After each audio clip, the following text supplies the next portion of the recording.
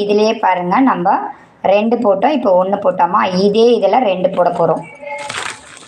So இதே ரோலை இப்படி பிடிச்சிக்கோங்க. பிடிச்சிக்கிட்டு இந்த இடத்துலையே தெரியுதா, இந்த ஃபஸ்ட்டு நாட் போட்ட இடத்துலையே திருப்பி ஒரு நாட் போடுறோம்.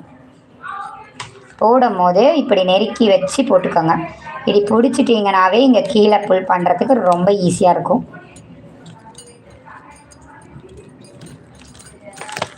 நான் கொஞ்சம் எக்ஸஸாக எடுத்திருக்கேன் ஒயரு, ஏன்னா எனக்கு வேணுன்றனால சும்மா விட்டு போட முடியாது என்னால்.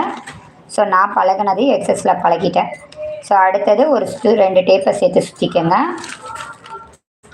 திருப்பி இங்கே பாருங்கள், இப்படி பிடிச்சிக்கோங்க. பிடிச்சிட்டு இந்த கீழ் நோக்கி போகிற ஒயர் இருக்குல்ல, இங்கே கேப் இருக்க பாருங்கள், இதுக்குள்ளே விட்டிங்கன்னா இப்படி மேலே வர்ற போது க்ராஸாக வரும்.